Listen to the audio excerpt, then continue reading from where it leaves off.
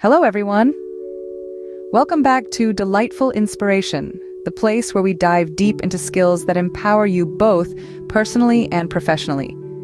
Today, we're tackling a skill that's crucial in every aspect of our lives: problem solving. Whether you're facing a complex project at work, navigating personal challenges, or simply trying to figure out the best way to organize your living space, problem-solving skills are your key to unlocking solutions. Let's get into it. First things first, understanding the problem. Now, this might seem like an obvious step, but it's one that's often overlooked. We're all guilty of it in some way or another, jumping headfirst into a situation ready to fix things without really taking the time to understand what it is we're trying to fix.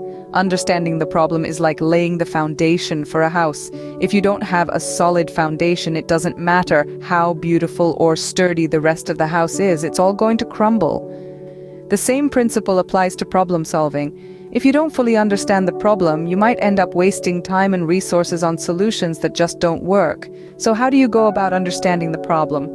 Well, it starts with asking the right questions. What exactly is the issue at hand? Who is affected by it? Why does it need to be solved? These questions help to clarify the problem and illuminate its various aspects.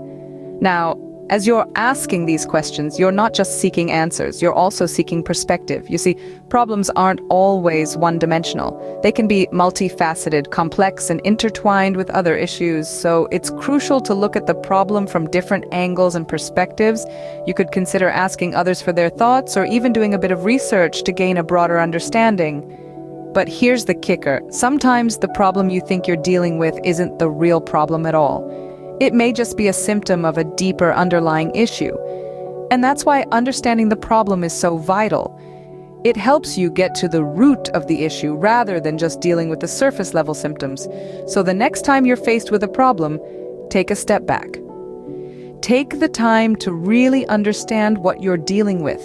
Ask questions, seek diverse perspectives, go beneath the surface. Because sometimes what we think is the issue isn't the issue at all. Once you've got a grip on the problem, it's time to break it down into smaller, more manageable parts. This is where we introduce a strategy known as chunking. Now you might be wondering, what on earth is chunking? Well, it's a technique that involves dividing a larger problem into bite-sized pieces, making it easier to understand and solve. Imagine for a moment you're faced with a 1,000-piece jigsaw puzzle. If you tried to solve it all at once, it would be pretty overwhelming, right? But if you sort the pieces by color or pattern, and then tackle each group one by one, the task becomes less daunting. That's chunking in action. So how do we apply this to problem solving? Let's say you're planning an event. Instead of trying to organize everything in one go, you break it down. First, you might focus on finalizing the guest list. Then you might move on to securing a venue. After that, you could concentrate on the menu, and so on. By dividing the larger task into smaller tasks, you're able to focus your attention and efforts more effectively. But here's the magic of chunking. As you complete each small task, you're not just making progress, you're also gaining a better understanding of the whole problem. Each piece you put in place brings you closer to seeing the bigger picture. And remember, it's perfectly okay if you don't have all the answers right away. As you work through each part of the problem, you might discover new information or insights that help you refine your approach.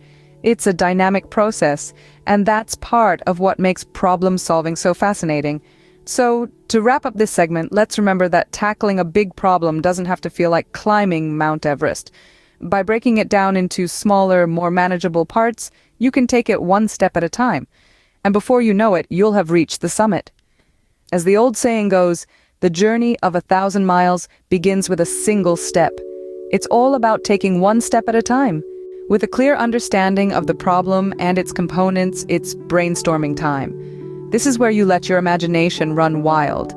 It's the stage where we embrace the unconventional, the outrageous, and the downright impossible. Why, you ask? Because brainstorming isn't about finding the right solution straight away. It's about generating as many ideas as possible. The more ideas you have, the better your chances of finding a solution that works. Think of brainstorming as a playground for your mind. There are no rules, no boundaries, no bad ideas. It's a realm where creativity reigns supreme. So let your thoughts wander. Explore different avenues. Challenge the status quo. You might be surprised by what you come up with. But what if you find yourself stuck, staring at a blank page, waiting for inspiration to strike?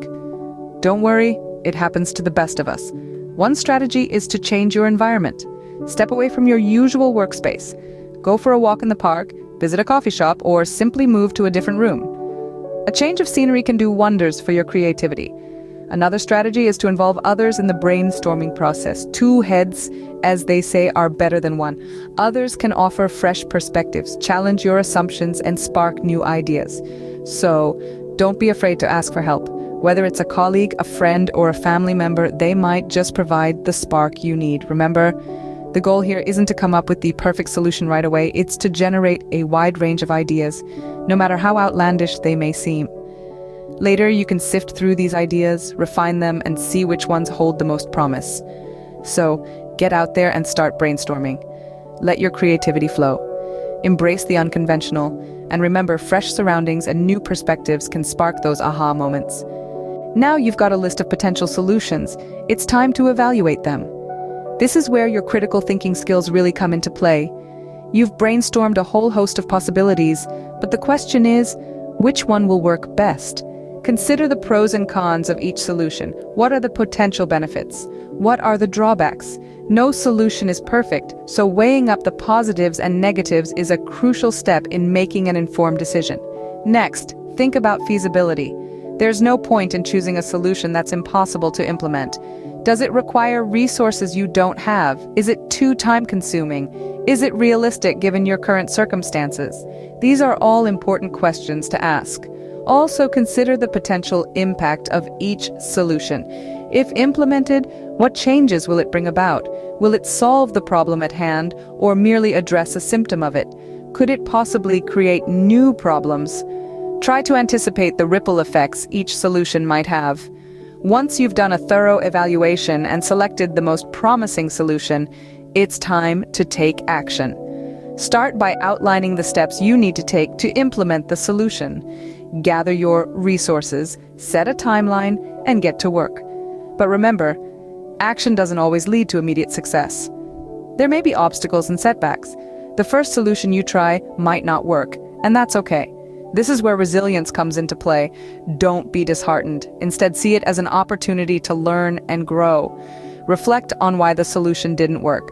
Was there a flaw in your plan? Did unexpected challenges arise? Use this information to refine your approach and make necessary adjustments. Learn from what didn't work and try again with a different approach. Keep in mind that problem solving is often a process of trial and error. It's about persisting, learning, and adapting until you find the solution that works. So don't give up. Keep going, and remember, every challenge you overcome makes you a stronger problem solver. Improving your problem-solving skills is a journey, not a destination.